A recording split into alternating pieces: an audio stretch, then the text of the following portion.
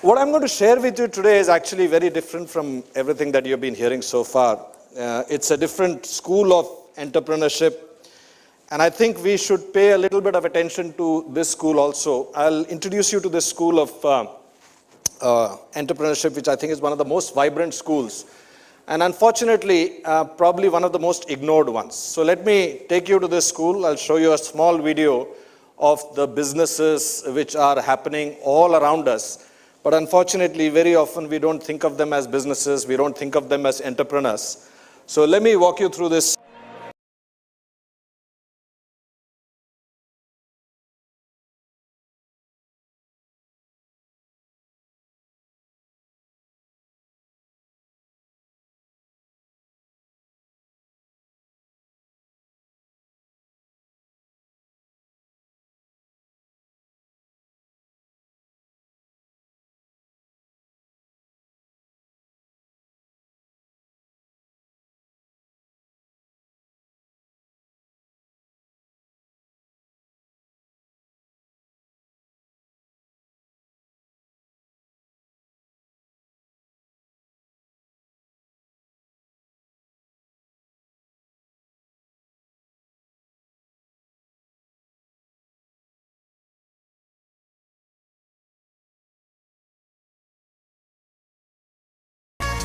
What you just saw in this 30-second clipping is probably one of the biggest business environments in the world. Unfortunately, the organized businesses, the Sensexes, the ASSOCHAMs, the FICCIs, the various other bodies, classify them as marginalized, unorganized, and informal sectors. I want to take you through about 10-15 minutes and show you how much of injustice we do to this entire business world and how much of bevkufi we do in thinking that they are unorganized, informal, or marginalized. Let me take you step by step and show you that in every metric of business, any metric of business you want to apply, they are exponentially better than many of the businesses that are out there in NASDAQ or Sensex or the top blue chips. Let me walk you through each one of those metrics. And I first begin with the pure necessity and what this business delivers to India. 50% of India's GDP comes from the unorganized sector. The unorganized sector provides employment to more than 90% of our workforce. And most importantly, in every metric, they beat the organized, so-called organized sector hands down. And let me show you one metric at a time. We begin with the return of investment per square feet. If you actually calculate any payment business that you see and compare it with the return of investment that comes from these big malls, these shopping complexes and all that, you will realize that at the payment, the return of investment, even after paying the fees to the municipal corporation or whatever, their return of investment is exponentially higher. You must have seen these bookstalls in Bombay whenever you have been going around, and you must have also seen some vendors who transport these books by hand. You would have seen that. Now, many of you who have studied marketing and sales know that in the marketing jargon, fight for shelf space to put your product in the, especially in the FMCG business, to take shelf space, how much of design and strategy is done and how fiercely that space is fought. I want you to equate that with this old man who has to design his product mix because he is carrying that 3 to 4 kilos of weight from morning till evening. And when you carry 2 or 3 kilos for more than 2 to 3 hours, it doesn't feel like 2 to 3 kilos. So as I was telling Savi here in the afternoon, that when your book reaches this stack, then it's a bestseller.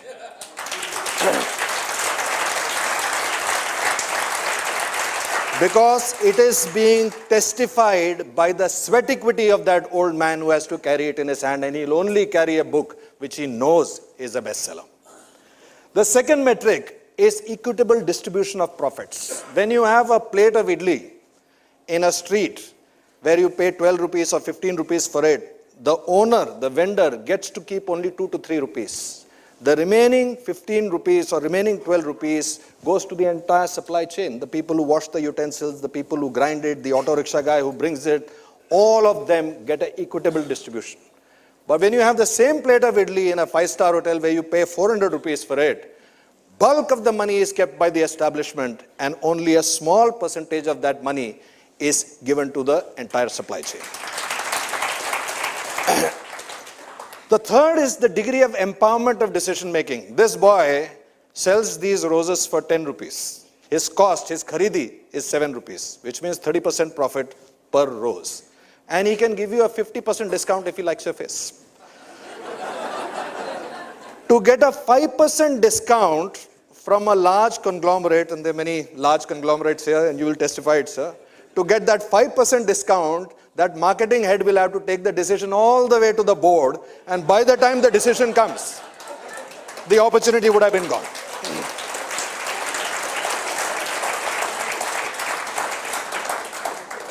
There is more fluidity in the street markets than any one of the businesses that you have seen. You see the street vendor here. Any guesses what he's selling? He's selling for a festival. Which festival is that? Holi. So this person and millions of street vendors like him, he can't sell Holi products throughout the year. He will sell it for about 2 to 3 weeks. Then he has to change to Ganpati. Then he has to change for Christmas. Then he has to change for some other festival. He has to change his entire supply line. He has to change his pitch. He has to change his product mix. He has to change every market segmentation. Each one of those things changes, and it changes more than 15 to 16 times in 1 year. You must have also heard big corporates trying to do change management. Typically, I'm given to understand by management gurus that it takes them anywhere between 5 to 7 years to do a change management from one product line to another product line.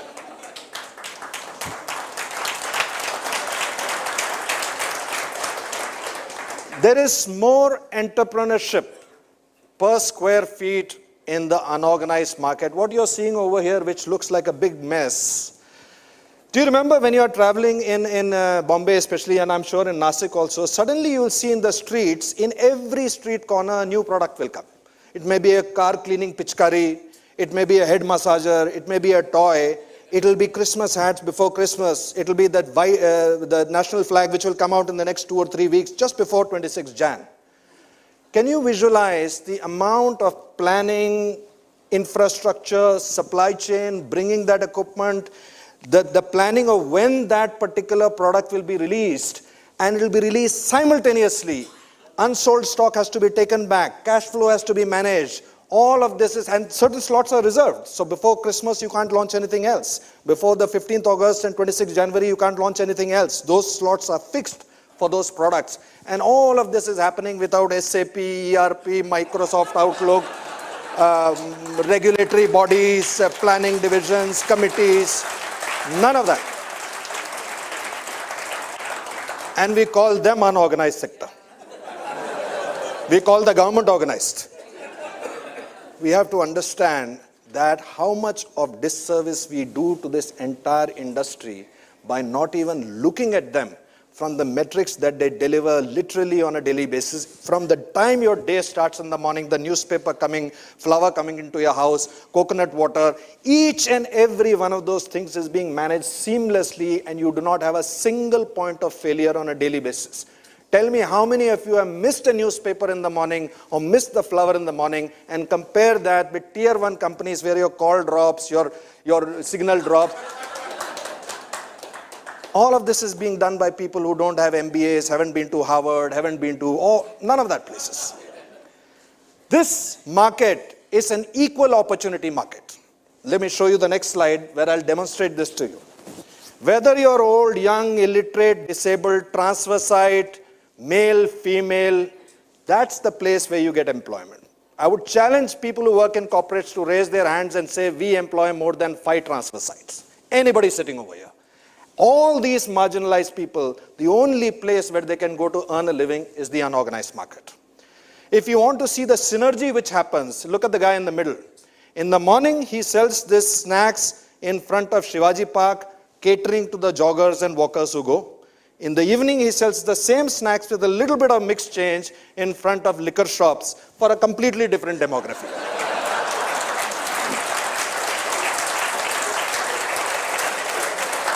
This last man who is standing here, he is from a shop in Fashion Street in Bombay. Some of you may have heard about it.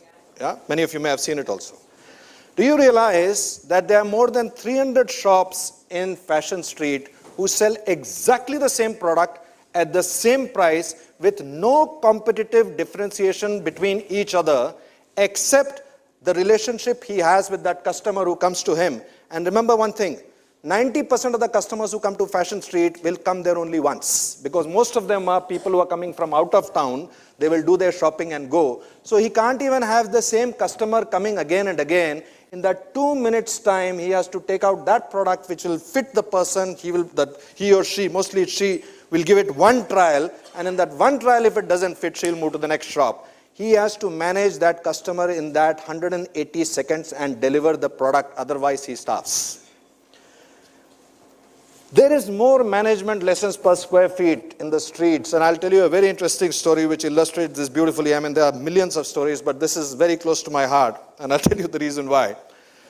So some years ago, I was working with the Mahindra Group, and I had gone to Pragati Maidan in Delhi.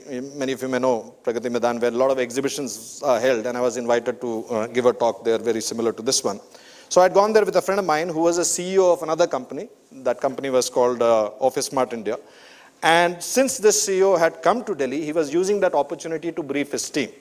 And we were standing outside Pragati Maidan. We still had time for our session, so we were standing out there, and he was briefing his team. There were about 8-9 people whom he was talking to, reviewing the performance and all of that. And since it was none of my business, I was standing a little to the side. Suddenly, I noticed a small street kid, a street urchin, a beggar basically, who came up to my friend and stood in front of him and started appealing to him. So my friend was very busy, so he was irritated by this chap. He tried to shoo him away 2-3 times, but the kid didn't go away. He would go back a couple of steps and then again come back. So finally, my friend got so irritated that he started looking in his pocket for some change. And of course, that was a cue for this entire team to find change. They immediately took out change and put out their hands. 3-4 of those, everyone tries to be a Keen Kumar in front of the CEO. Keen Kumaris also. So the CEO picked out one coin from that and gave it to the kid, and that happened to be a 5 rupee coin. In those days, 5 rupee coin was a big deal, and for that kid, it was a very big deal. So he looked at the coin, he put it in his hand, and he ran, and a couple of other kids tried to snatch it away from him, but he prevented them. And then he went to a corner, and I was noticing that in the corner, he was sitting with another kid who was most likely his younger brother. And he told that kid, he edged him and told him, you go to these people and you will get. Now, I want to share 4 management lessons with you here. The first lesson is persistence pays. This kid knew that even if he was shooed away, he had to stand over there until he got the money. The second very important lesson he knew, intuitively he knew, talk to the decision maker.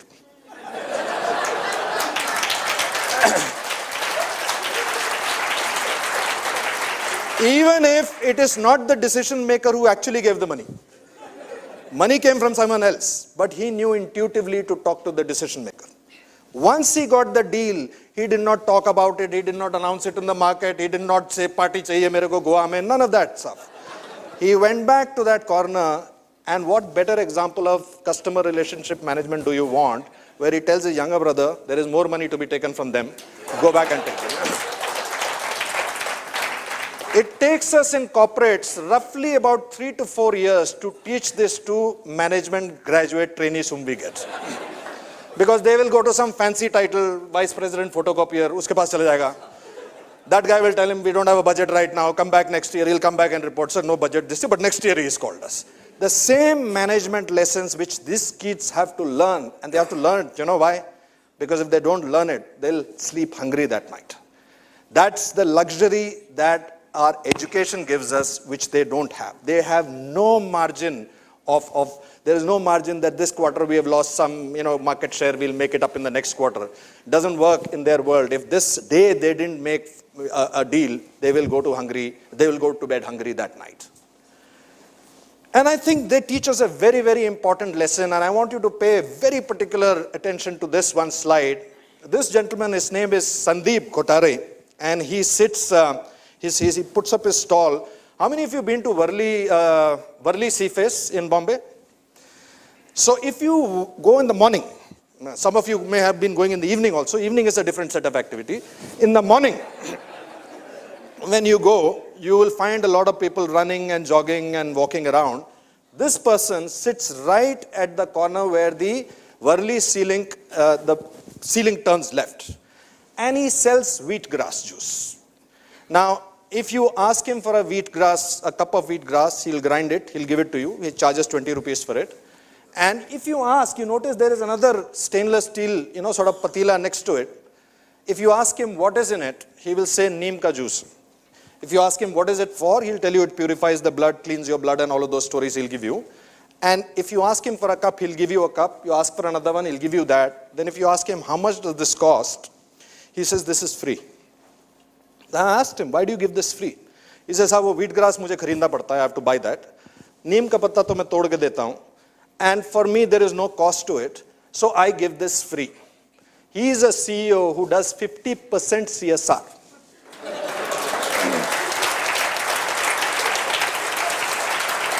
Not the 2% mandated by the government. Actually 50% CSR. And the most important lesson you can learn from the CEO is the lesson of having enough. The only way you can define your appetite for enough is to have another source of revenue and not choosing to exercise it. That is the definition of enough.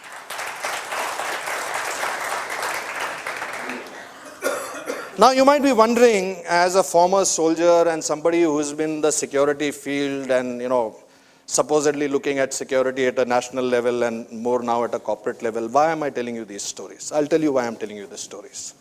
This is India's biggest strategic risk. We are pumping out close to 1 million young people into the job market every month. They are coming in, they're not finding the jobs, they're not finding the aspirational jobs, and this is not going to come from India Inc. Let me assure you that. India Inc. is actually cutting jobs. They are growing, but with all these terms that you spoke about, artificial intelligence, robotics, automation, they are reducing jobs. They may be growing your Sensex, but jobs are not being created. The only avenue for job creation now, in the scale that is required, is India Inc. It is only they who can provide these jobs. And if we don't create that, if we don't pay attention to them in a formalized way, this youth dividend that we talk about will start becoming a youth nightmare, as indeed in many, many areas you are seeing these starting signs of that happening. So this is not an anecdotal story I'm telling you which you clap about and go back and tell it to people at home. This is an existential reality for India, for a population which is young, a population that is aspirational. And by aspirational, let me tell you, today you know that your driver's son doesn't want to be a driver of a bigger car. He wants to own a car, and rightfully so. Now, if we do not create those job opportunities for them, we can't keep building these ghettos. We can't build these gated colonies with fences and smart cities and hope to keep the other side out. I think it's high time that we don't just start looking at building cities that are smart. I think we have to start building cities that have heart. It's a very big difference. Frankly, I believe India doesn't need unicorns. We don't need 2 or 3, 5,000 crore companies. What we need is 5,000, 2 or 3 crore companies. That's a complete difference in the way of thinking. And how can we make this difference? How can we, sitting over here, make this difference? We can do that by creating a VC fund. Now, what do I mean by that VC fund? This is a different kind of a VC fund. It is VC. When I see that I can make a difference, I start making a difference there. Difference doesn't have to be just with money. It can be with sweat equity. It can be with passion. It can be with ideas. It can just be by giving a leg up to somebody and create an orbit shift. I'll give you 4 or 5 examples which demonstrate how it can be done, and this is actually happening. So these are actual experiments which are succeeding brilliantly. Let me start with this example, which is very close. You've got one of the architects of that example sitting over here. This is an old lady who sells khakra, and Manish is sitting here who will testify. She is on the way to Tadoba. When you go to this Tadoba Forest Reserve, she has this stall over there, and Manish Pandey, who spoke in the morning to you, social media evangelist, he, on one of his travels there, tasted this khakra, and he told the lady she was selling it for 15 rupees a plate. He told the lady that you can sell this for 30 rupees easily. People will pay happily. This is one of the best khakras that I've eaten. And people who come from Bombay on the way to Tadoba, they'll pay 50, 100 rupees for it. You can easily charge them twice the money. And he said, also you should put up a board. Otherwise, how do people know that this shack sells khakra? So she said, what is a board? I don't know what a board is. So he drew that on a piece of paper. And the next time when he went over there, he found that there was a board that was put up. Not only did he find this board over there with the mobile number, what he also found was a long line of cars. And her income had, the revenue, top line had increased, and obviously, because of the doubling of the price, the bottom line had also increased. There's a very interesting anecdote to it. And that anecdote is, he also suggested to her, कि खाकरे के साथ आप चाय क्यों भी नहीं बेचते? Why don't you sell tea also? And then that old woman pointed to a tea stall next door and said, फिर वो क्या करेगा? What will he sell? It is not that predatory, let me take this also, let me occupy brand extension laterally, horizontal. They know that to coexist, you need to fill everybody's plate. You don't need to pile everyone's food on your plate. This is another experiment which I don't know why we cannot do. Why can't we get our young kids who are in their adolescent ages and give them a VC fund and tell them, go to the local istri wala, give him a capex of 20,000 rupees, let him get a good iron, let him get a steam iron, teach him how to press silk saris, tell him, train him so that he has a fighting chance against these laundromats which are coming in and killing these industries. They're just exterminating them. All of these small shops, mom and dad shops who existed for 60 years, 70 years, not all of them are able to make the break like we saw some of the entrepreneurs. Most of them are dying, they're being eaten away by these organized sectors, and they're turning into daily wage laborers, and that job is also now reducing. Similarly, I live in Prabhadevi in Bombay, and I have this two worlds right in front of me. One is a world of a tier 1 multinational which sells sandwiches, and their tagline is, we bake our own bread. Suleiman Kaka has been doing it for 48 years. Why can't we send our kids over there, do up the hygiene of that place, teach him how to make this whole grain bread, and of course he can make it. He can make it in half a day. He's been doing it for 48 years. Why can't we teach him how to make those special cakes? Why can't we have our kids acting as marketing consultants, sales consultants, ownership, and actually give these people a fighting chance? It will also teach our kids a lot of things. It will teach them how to handle a P&L. It will teach them how to trust people with money. Once in a while, they lose money. They will learn also that. They will learn that you can't always keep winning. Sometimes you will lose. And the most important lesson they will learn is how people can survive with even 10,000 rupees a month and live happily. And frankly, I believe there are more miracles per square feet in India Inc. than in India Inc. And let me give you this story. It's an amazing story, and those of you who want to learn more about it, you should go to Wellinkar College, which is where this experiment happened. You see this kid over there, his name is Pratimesh. 10 years ago, we did a very bold experiment in Wellinkar.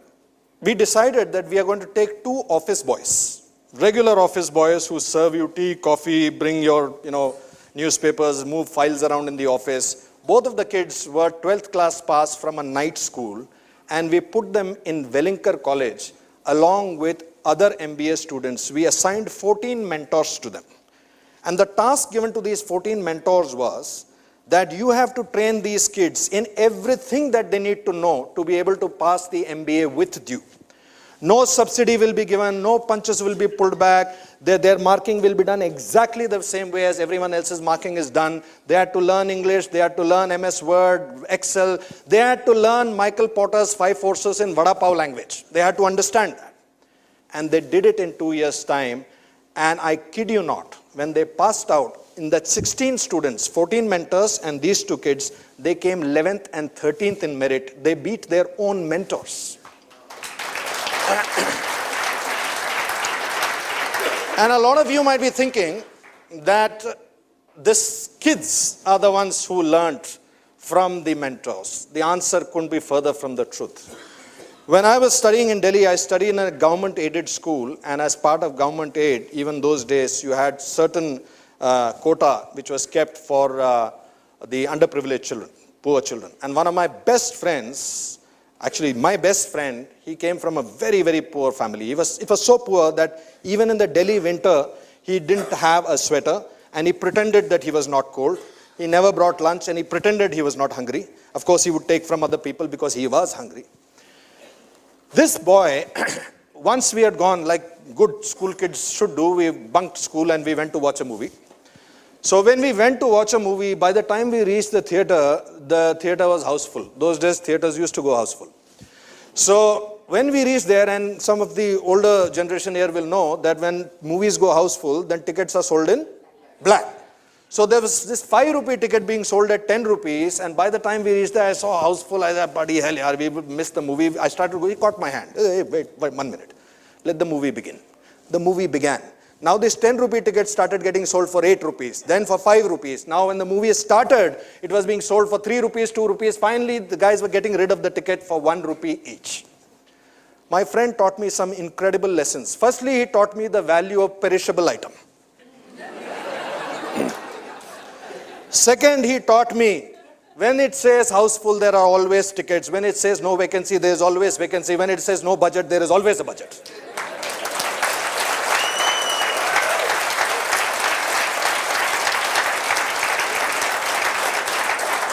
So, these two office boys taught the remaining MBA graduates, they taught them a very, very valuable lesson. So suppose these remaining MBA graduates wanted to meet, those days Mr. Anand Mahindra, they would get a calendar date maybe 2 years in advance. But these boys knew that if you talk to the secretary of Anand Mahindra and convince her, if you need 5 minutes with Anand Mahindra, he also has to travel from ground floor to the 19th floor. She can put you in the lift with him. If you need 5 minutes, 10 minutes of FaceTime with him, she can organize that. If you need 45 minutes with him, then Mr. Anand Mahindra also has to travel from his house to the airport. It takes him 45 minutes. If she puts you in the car with him, you will get that 45 minutes. You need to be nice to the secretary. And that's a lesson that these kids learned, because in the corporate world, nobody teaches them that.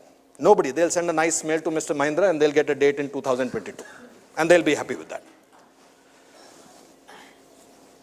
There is a reason why I'm telling you this story. The reason I'm telling you this story is, if you go to the US or UK, any one of these developed countries, and you go to a McDonald's, the person serving you behind the McDonald's could be doing her PhD. In India, a person who is behind that tray, serving you tea, coffee, or whatever, will continue to be behind that tray. The tray size may keep increasing. They may go from the tray to a 5-star hotel, but they'll be on the tray. The biggest leap, most difficult leap in India is from that side of the tray to this side of the tray. And that leap was made by these two kids. The kids who used to serve coffee to Mr. Anand Mahindra had coffee with Anand Mahindra. And that is the greatest achievement.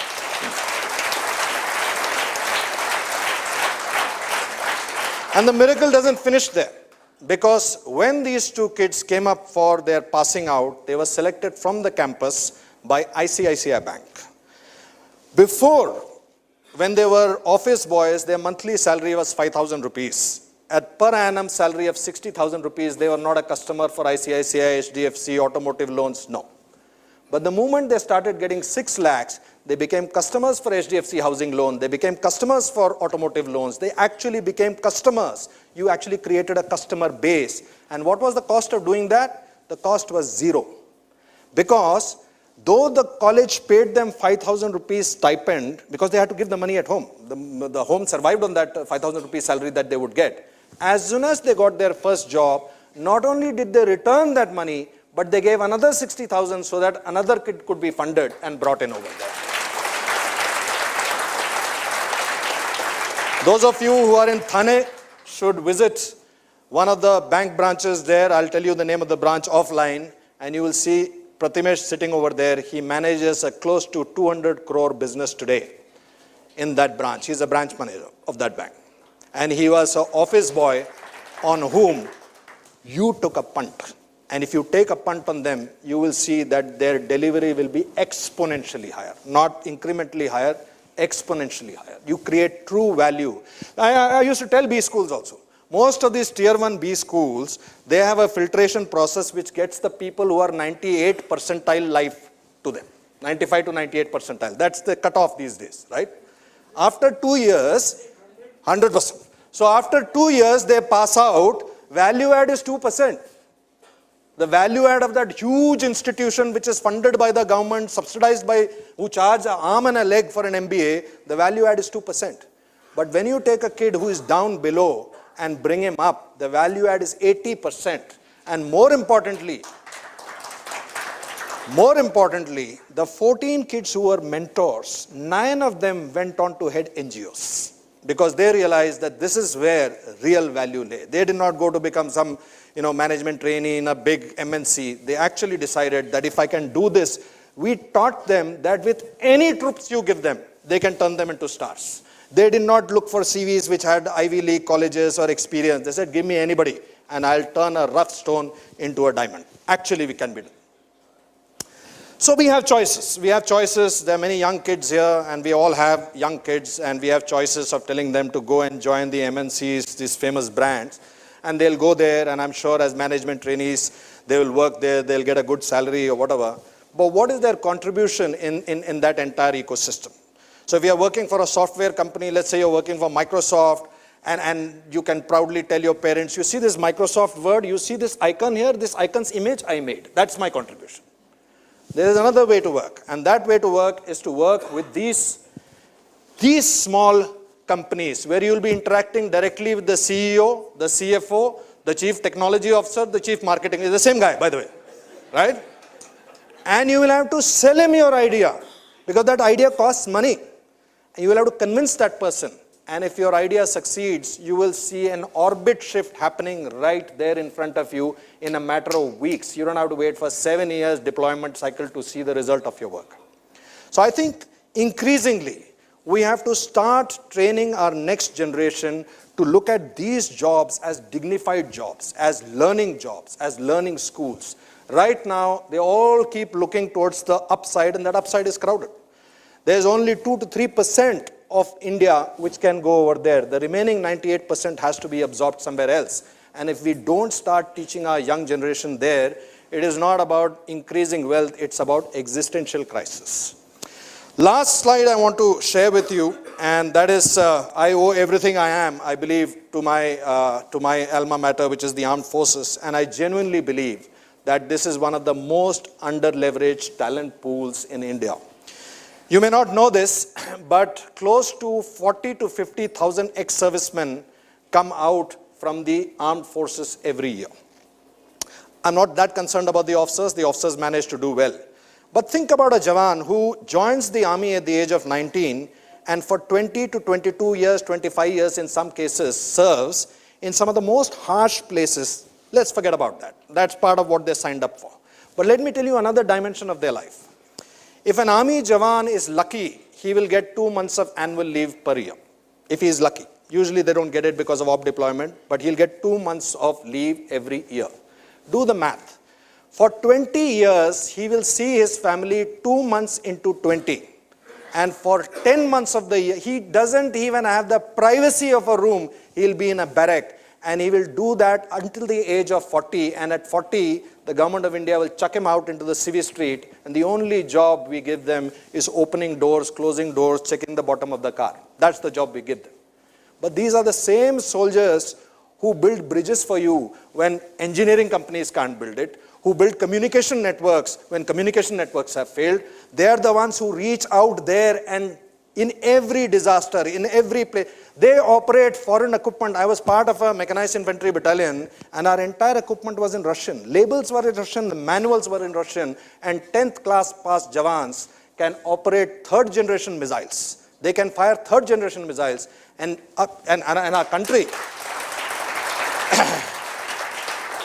our country trusts them during national disasters. We trust them when we send them to United Nations to represent us in peacekeeping. We trust them to rehabilitate entire communities which have been flattened by earthquakes in Latur or floods in Punjab or landslide in Himachal Pradesh. But somehow our corporate India doesn't seem to be able to trust them with even a small business role or a small entrepreneurship role.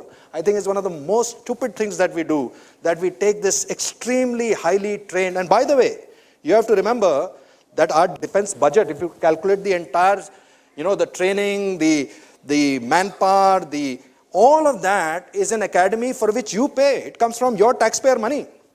And these alumni of the academy, you are under-leveraging them by just making them guards out there. We need to exploit their capability and leverage them as well. Thank you very much. Thank you very much. Thank you.